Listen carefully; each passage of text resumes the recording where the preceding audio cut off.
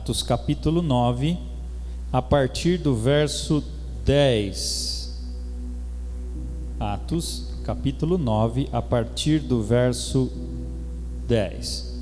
A história do capítulo 9 de Atos fala sobre a conversão de Paulo. Aliás, nós vamos começar a ler a partir do verso 1 até o verso 19.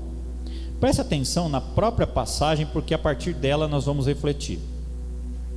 Saulo, respirando ainda ameaças de morte contra os discípulos do Senhor, dirigiu-se ao sumo sacerdote e lhe pediu cartas para as sinagogas de Damasco, a fim de que, caso achasse alguns que eram do caminho, assim homens como mulheres, os levasse presos para Jerusalém. Seguindo ele estrada fora, ao aproximar-se de Damasco, subitamente uma luz do céu brilhou ao seu redor, e caindo por terra, ouviu uma voz que lhe dizia: Saulo, Saulo, por que me persegues? Ele perguntou: quem és tu, Senhor? E a resposta foi: eu sou Jesus, a quem tu persegues. Mas levanta-te e entra na cidade, onde te dirão o que te convém fazer. Os seus companheiros de viagem pararam emudecidos, ouvindo a voz, não vendo contudo ninguém. Então se levantou Saulo da terra e, abrindo os olhos, nada podia ver, e guiando-o pela mão, levaram-no para Damasco. Esteve 3 dias sem ver, durante os quais nada comeu e nem bebeu. Verso 10. Ora, havia em Damasco, preste atenção nessa passagem, havia em Damasco um discípulo chamado Ananias. Disse-lhe o Senhor numa visão: Ananias. Ao que respondeu: eis-me aqui, Senhor. Então o Senhor lhe ordenou: dispõe-te e vai à rua que se chama Direita, e na casa de Judas procura por Saulo, apelidado de Tarso, pois ele está orando. E viu entrar um homem chamado Ananias e impor-lhe as mãos para que recuperasse a vista. Ananias, porém, respondeu: Senhor, de muitos tenho ouvido a respeito desse homem, quantos males tem feito aos teus santos em Jerusalém. E para aqui trouxe autorização dos principais sacerdotes para prender a todos os que invocam o teu nome. Mas o Senhor lhe disse: vai, porque este é para mim um instrumento escolhido para levar o meu nome perante os gentios e reis, bem como perante os filhos de Israel. Pois eu lhe mostrarei quanto lhe importa sofrer pelo meu nome. Então Ananias foi, e entrando na casa, impôs sobre ele as mãos, dizendo: Saulo, irmão, o Senhor me enviou a saber, o próprio Jesus, que te apareceu no caminho por onde vinhas, para que recuperes a vista e fiques cheio do Espírito Santo. Imediatamente lhe caíram dos olhos como que umas escamas, e tornou a ver. A seguir levantou-se e foi batizado. E depois de ter se alimentado, sentiu-se fortalecido. Então permaneceu em Damasco alguns dias com os discípulos. É interessante esse texto. O tema de hoje é Ananias, um discípulo incomum. Por que o in está pequeno? Porque ele era um discípulo comum, mas ao mesmo tempo ele foi incomum. Um discípulo que fez diferença. Um simples membro de igreja, que talvez não tenha tido grande destaque como Paulo, como Pedro, mas foi fundamental na vida de Paulo. E eu fiquei pensando aqui, Paulo foi o maior missionário da história. Metade do Novo Testamento, praticamente 13 livros da Bíblia com certeza foram escritos por Paulo, provavelmente 14 que o livro de Hebreus, alguns dizem. Esse homem levou o evangelho aos gentios. Quem são gentios? São todos aqueles que não são descendentes de judeus, eu e você inclusive. Então o evangelho foi até os gentios. Por quê? Porque Deus abriu a vista de Paulo e ele começou a então pregar para os gentios, enquanto que Pedro centralizou sua pregação mais entre os judeus. Mas Paulo teve algumas pessoas na sua caminhada talvez que não são tão lembradas como ele. Ananias, por exemplo, não escreveu nenhum livro que nós temos na Bíblia. E eu fiquei pensando quais foram os homens ou pessoas que marcaram a vida de Paulo. E eu pensei apenas em algumas delas. Uma primeira delas foi Estevão. Se você voltar um pouquinho a sua Bíblia no capítulo 8, aliás, no capítulo 7, a partir do verso 60, o texto diz assim: então, ajoelhando-se, clamou em alta voz: Estevão, Senhor, não lhes imputes esse pecado. Com essas palavras adormeceu. Aí começa o capítulo 8. E Saulo consentia com a sua morte. Saulo viu aquela cena de Estevão sendo apedrejado e não abandonando a fé, ainda pedindo que Deus perdoasse aqueles que o estavam apedrejando. E Saulo consentia com a morte daqueles homens. Mas com certeza aquelas cenas que ele viu antes da sua conversão marcaram a sua vida depois. E mais à frente, no capítulo 9, como nós vimos, Saulo estava com cartas encomendadas para perseguir os cristãos que estavam em Damasco. Mas a cena diz que Jesus aparece para ele e derruba ele no chão. Aí Deus coloca uma outra pessoa na vida dele, que fez grande diferença. Tanto é verdade que quando Saulo, ou Paulo, depois chamado de Paulo, porque ele estava entre os gentios. Aliás, é uma observação muito importante. Saulo não mudou o nome para Paulo. Alguns falam que Deus mudou o nome de Saulo para Paulo. Não foi como Jacó para Israel. Na realidade é que o enfoque do ministério de Paulo começou a ser entre os gentios. E na época era costume ter um nome entre os judeus e um outro nome entre os gentios. Então, a partir do momento que Paulo começa a pregar entre os gentios, ele começa a ser chamado de Paulo, que era um nome grego. Então Deus não mudou o nome. Mas então esse homem aparece na história de Paulo, Ananias, que é o segundo homem que marca a história de Paulo. E é sobre esse que eu quero falar. Talvez semana que vem eu falo do terceiro, que é Barnabé. Mas vamos ver sobre Ananias. Ananias é um nome muito comum na Bíblia. Temos vários Ananias. Você lembra algum fora este? Você lembra do Ananias, amigo de Daniel, que depois foi chamado de Sadraque? Lembra deste? Um bom Ananias. A gente lembra mais do Sadraque, né? Porque só no começo fala que é Ananias, depois muda o nome porque eles estavam entre os babilônios. Mas a Bíblia diz que tem vários Ananias na Bíblia, nas escrituras. Um deles inclusive era um falso profeta na época de Jeremias. Um outro era do Novo Testamento, Ananias, que era casado com Safira, né? Que foi morto por causa que ele mentiu para o Espírito Santo. Um outro Ananias era um sumo sacerdote terrível, que perseguia os cristãos. Isso está narrado em Atos capítulo 23. Mas nós louvamos a Deus que Deus coloca alguns Ananias especiais. Um deles era um amigo de Daniel, e esse do Novo Testamento era Ananias de Damasco. E eu, olhando para a história de Ananias, eu vi que lá no início, lá no final, em 1885, exatamente no dia 26 de abril de 1885, o príncipe dos pregadores da época, lá na Inglaterra, chamado Charles Spurgeon, ele fez um sermão chamado O Bom Ananias. E lá ele falava a respeito desse Ananias de Damasco.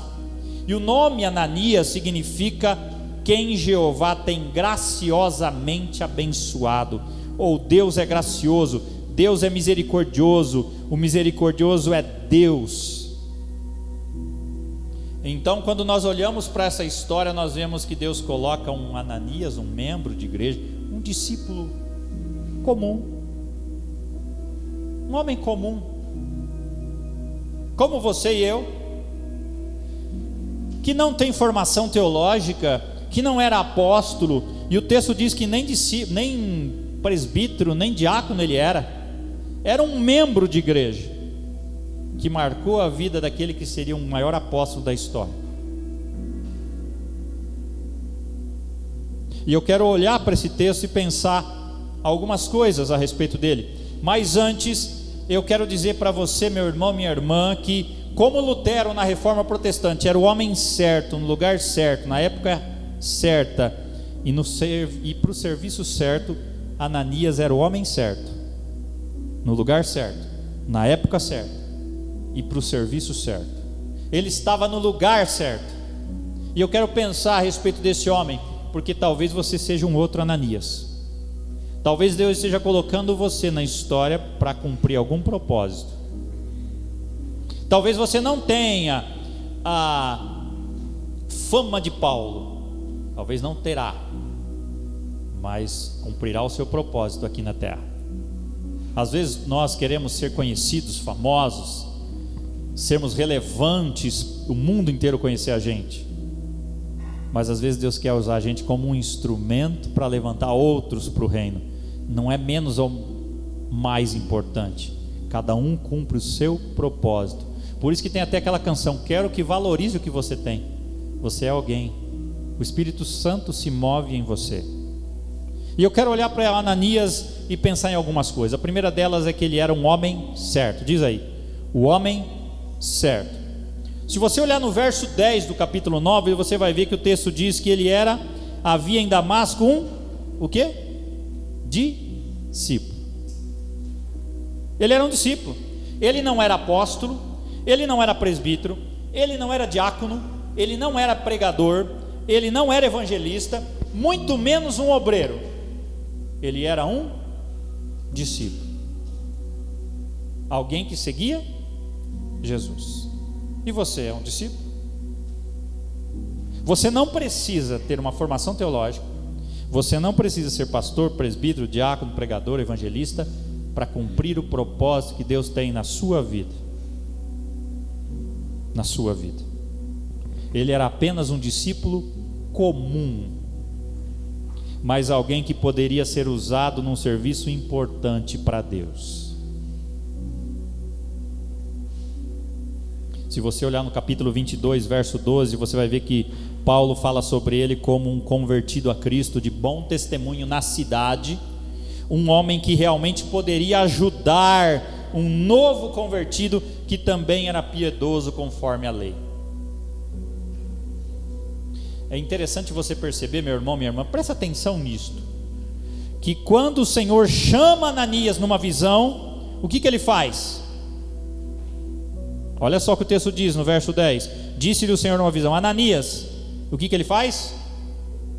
O que ele faz, meu irmão, minha irmã? Ele responde imediatamente: eis-me aqui. O que isso denota? Que ele sabia qual era a voz de Deus. Ele era um homem íntimo de Deus, porque ele sabia discernir o que vinha de Deus e o que não era de Deus. Ele sabia que aquela voz que ele ouviu era de Deus. Você não precisa ser pastor, presbítero, qualquer cargo oficial na igreja para você saber discernir quando Deus fala com você. Basta apenas ser um discípulo. A voz de Deus para Ananias não era estranha. Ele sabia que era Deus falando com ele. Você já ouviu a voz de Deus?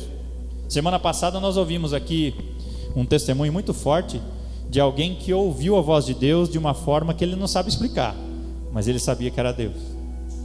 Às vezes não é uma voz como uma voz que como você está ouvindo a minha, mas a gente sabe que é Deus falando com a gente, de alguma forma. E Ananias sabia discernir isto.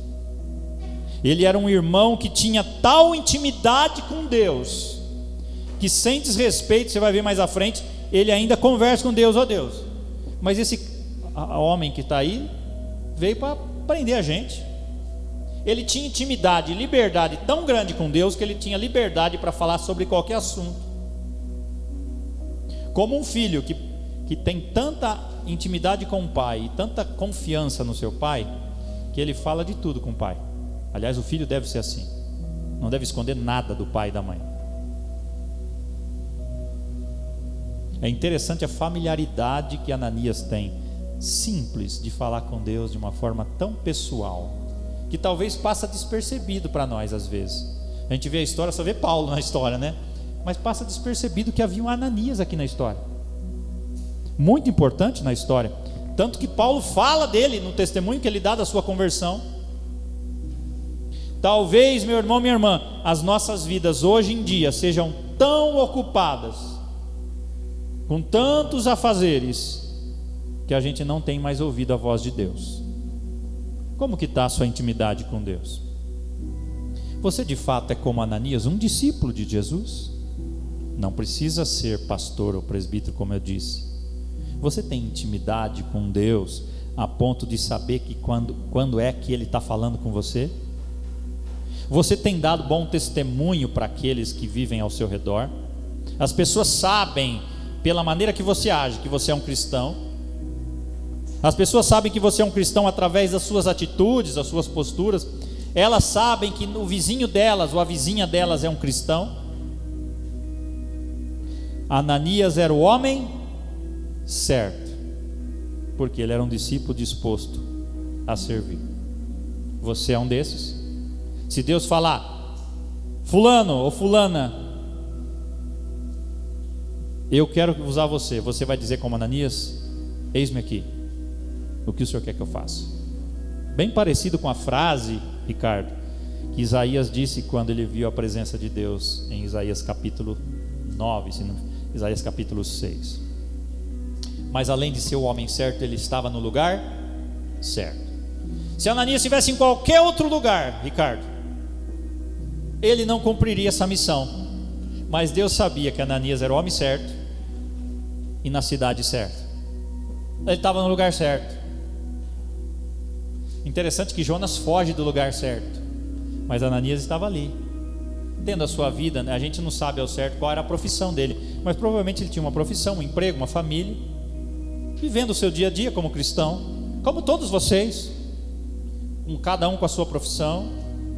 E de repente Deus fala com esse homem, porque ele era um homem íntimo de Deus, e ele estava no lugar certo. Ele estava no lugar certo quando Deus o chama. Ele estava em Damasco, e a cidade dele fazia parte da igreja, e ele fazia parte da igreja daquela cidade. Damasco é uma das cidades mais antigas da história.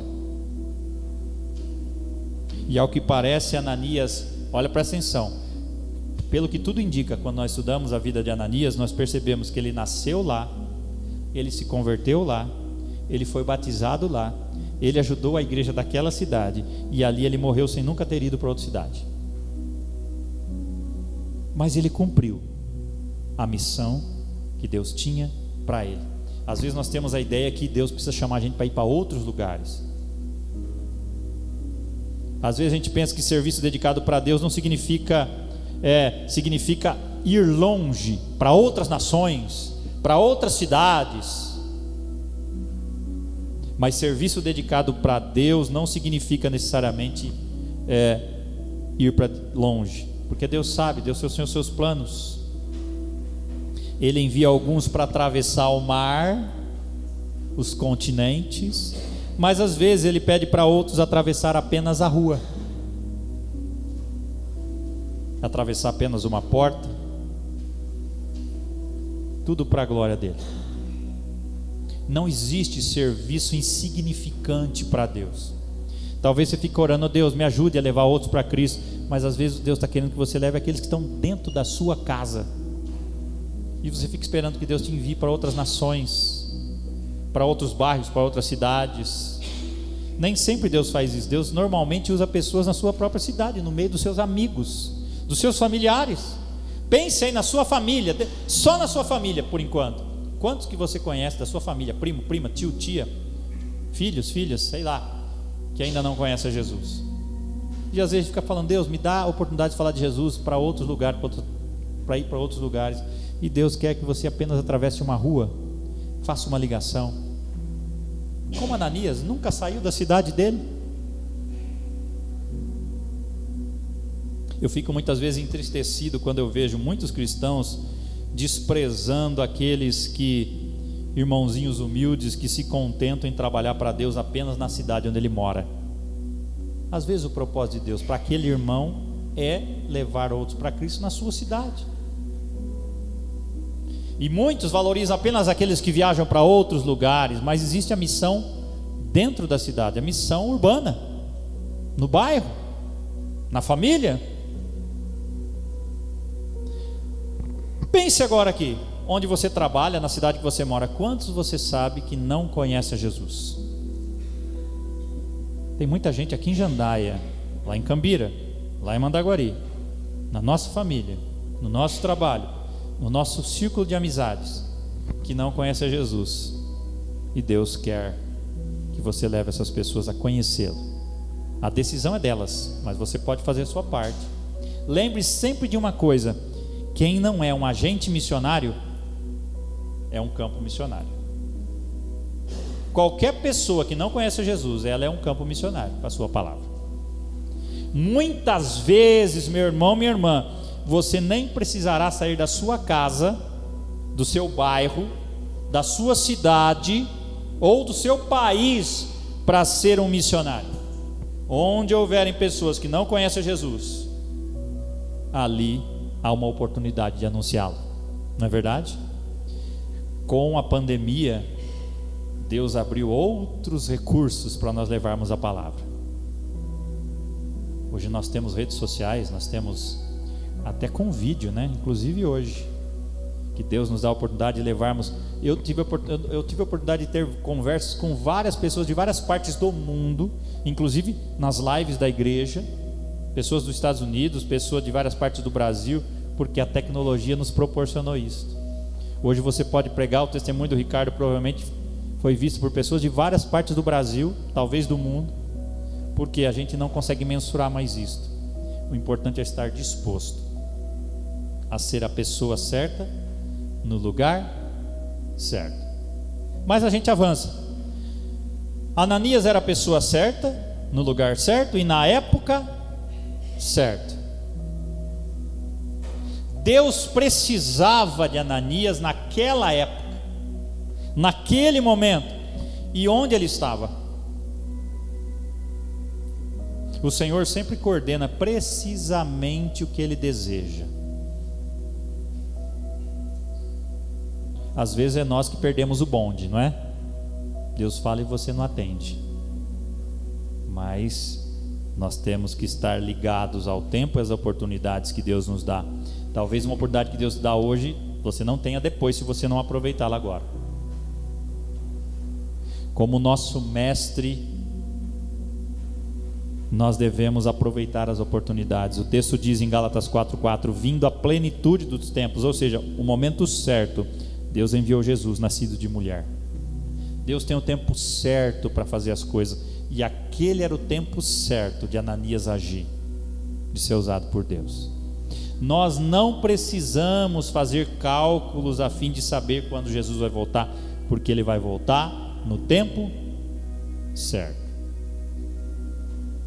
Talvez fosse hoje, ou seja hoje, não sei, ninguém sabe. Para alguns Deus já voltou, inclusive pastores do nosso presbitério. Para outros Deus quase ressuscitou. Ontem eu estava conversando com o pastor Marcelo.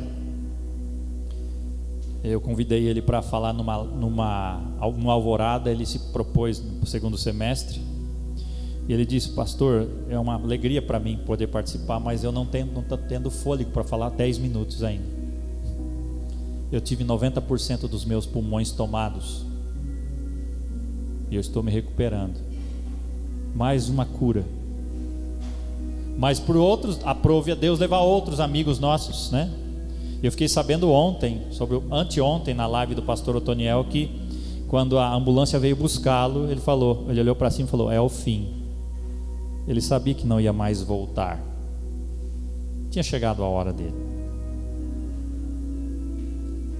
Mas enquanto não chegar a hora nossa, é tempo de cumprirmos os propósitos de Deus na nossa vida. É tempo. É uma nova oportunidade. Eu fiquei pensando essa semana, toda vez que você acordar de manhã, meu irmão, minha irmã, a hora que começar a semana, não começa reclamando. Sabe o que você faz? A primeira coisa que você acorda pela manhã, faz assim, ó. Vamos fazer juntos? Faz assim, ó.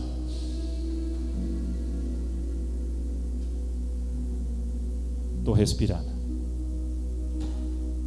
Mais uma oportunidade. Mais uma vez, as misericórdias do Senhor se renovaram sobre mim. O Ricardo sabe muito bem o que é isso. Teve horas que ele não vinha, né? Aproveite a época certa. Ananias, além de ser o homem certo, no lugar certo, na época certa, ele fazia o serviço certo. O que Deus queria de Ananias? Você já parou para pensar? O que Deus pediu para Ananias? Deus pediu para Ananias uma coisa simples. Primeiro, colocar as mãos sobre Saulo, que estava cego da visão, e ajudasse a ele a receber a vista de volta. E o texto diz que quando isso aconteceu, Saulo fica cheio do Espírito Santo. Olha só isso, preste bastante atenção. Ananias era um homem simples, comum, não era pastor, nem presbítero, nem oficial, um discípulo. Mas quando ele estendeu a mão sobre Paulo ou Saulo, o que aconteceu? Saulo foi curado e Saulo foi cheio do Espírito. Por quê? Porque quando nós estamos no centro da vontade de Deus, quem faz é Deus, não sou eu. Eu sou instrumento. Eu sou apenas um instrumento de Deus. Eu sou apenas um canal, um duto pelo qual Deus usa para enviar a sua bênção, para cumprir o seu propósito. Então Deus chama Ananias para curar Saulo, para orar por ele, para batizá-lo. Ananias também deu o primeiro ensino do Senhor para Saulo. Você pode ver em Atos capítulo 22, versos 14 e 15. Mas não foi todo o evangelho que ele pregou, mas ele ensinou algumas coisas para Saulo. Olha só, Ananias ensinou as primeiras palavras de fé para Saulo, um discípulo comum. E naquele momento Paulo então precisava de alguém para confirmar para aquelas pessoas de Damasco que ele não era mais aquele perseguidor. Quem que Deus colocou? Ananias. Tanto que eu fico emocionado de olhar como que Ananias chega sabendo quem era Saulo. Olha como ele chega até Paulo. Veja o verso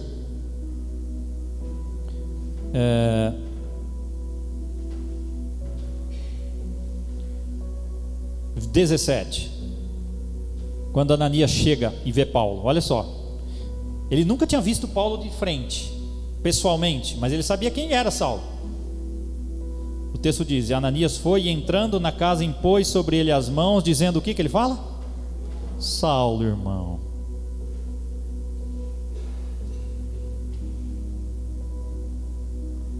Ele já recebia Saulo, porque ele sabia que o Deus que falou com ele disse que Saulo estava mudado, e ele podia chamar Saulo, aquele antigo perseguidor, de seu irmão na fé.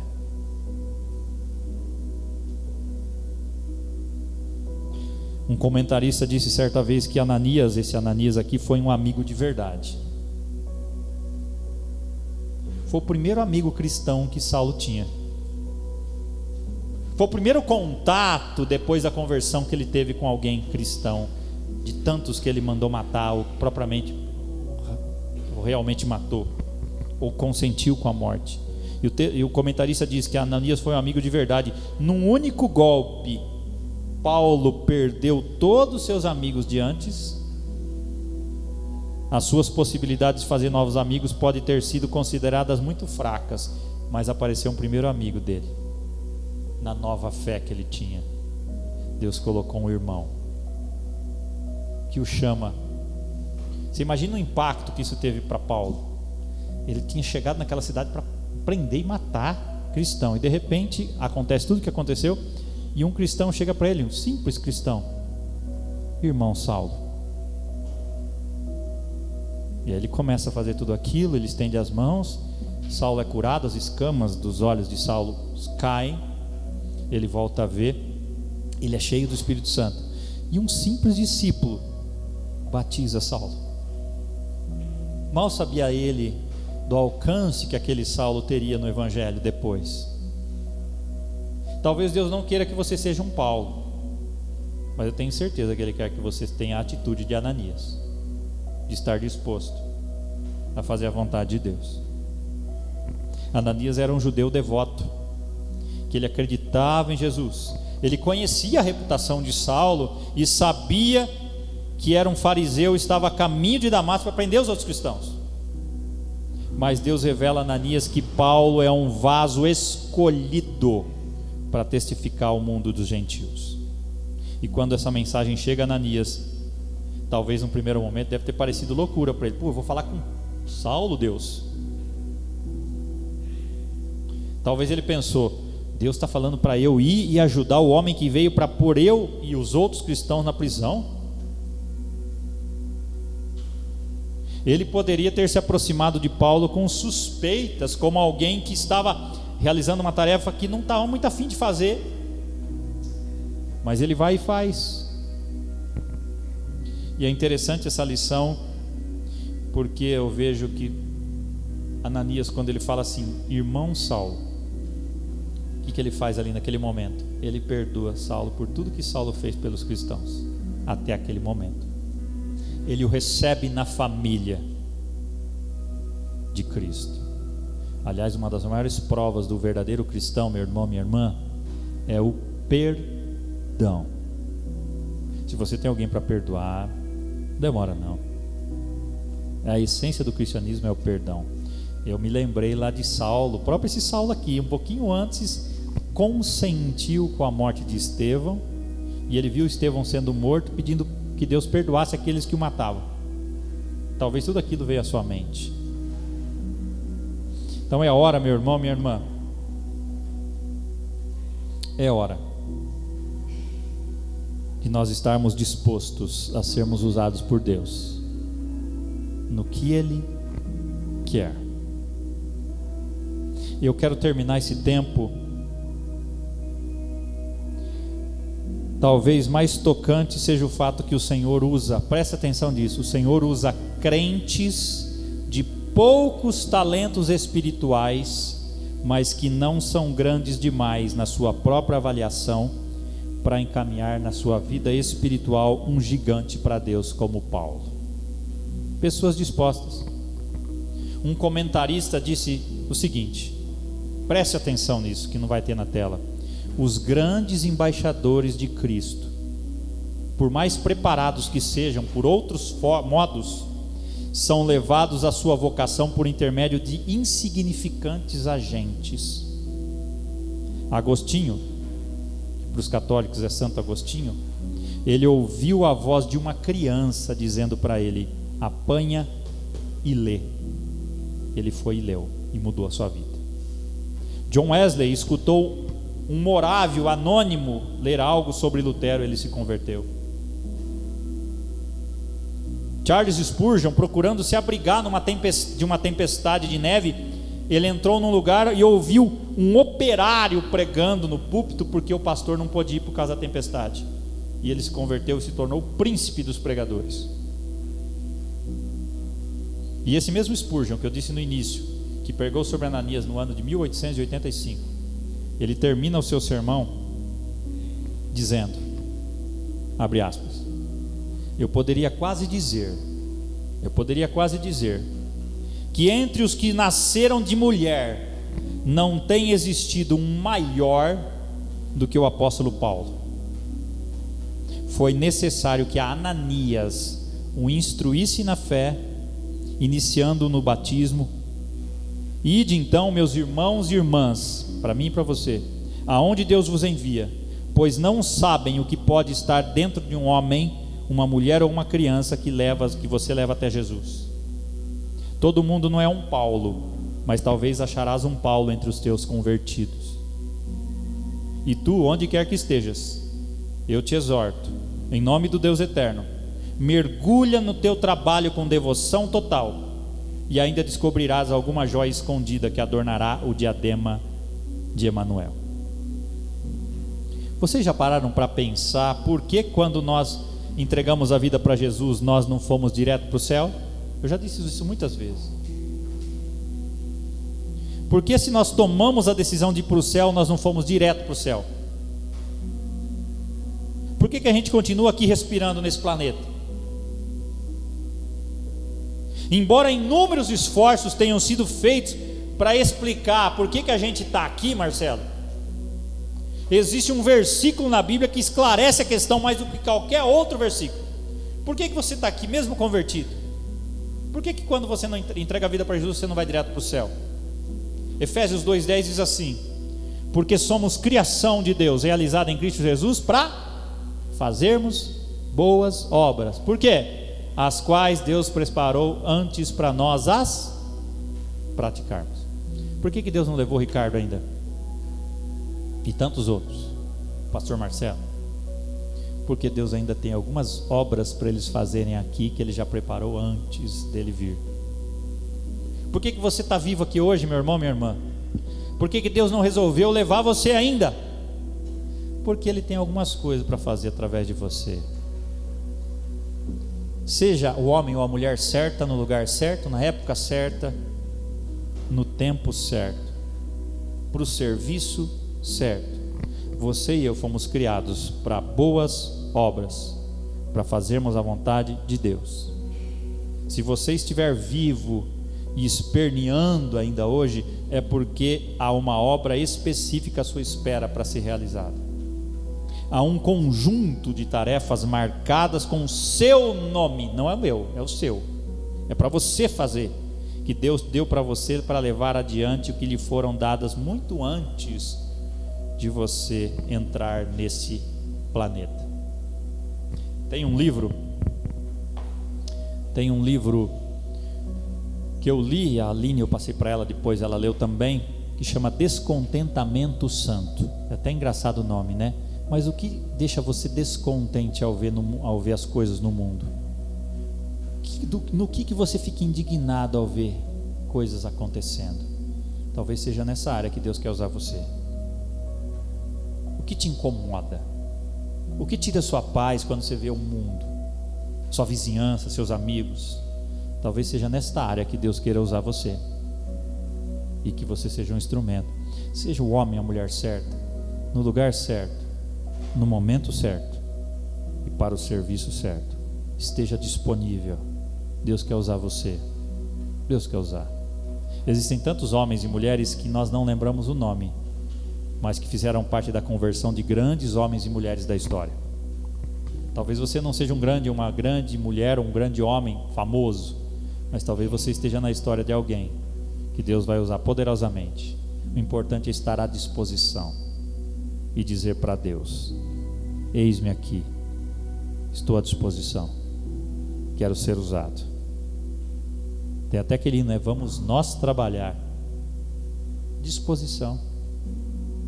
Com valor, sem temor, a seguir a Jesus, com firmeza e fé e com oração, até que volte o bom Senhor. É isso aí, né? Disposição. Deus espera isso de você. A igreja está voltando às atividades. Vamos trazer mais gente para Jesus. As pessoas estão sensíveis, estão sofrendo. É hora do cristianismo aparecer e pregar esperança, paz, descanso, consolo, cura, que às vezes não é do físico, mas da alma, das emoções. Como o pastor Maurício pregou há domingos atrás, todo mundo está sofrendo com essa crise em alguma área, ou mais, de alguma forma. Se não for na saúde, com o luto, nas finanças, no trabalho, alguma coisa está sofrendo. Então é hora de nós nos unirmos como igreja. Apesar de tudo que enfrentamos, nós vamos seguir em fé, nós vamos atender o chamado, nós vamos levar mais muitos para Jesus, porque o mundo está perdido sem Cristo. Você está comigo nessa? Eu espero contar com você, porque eu não dou conta. Deus tem o propósito dele para a minha vida, mas na sua você tem que cumprir. É sua a bola, você é a bola da vez. Deus tem obras de antemão preparadas para você, que é para você fazer. Eu não vou fazer no seu lugar. Amém?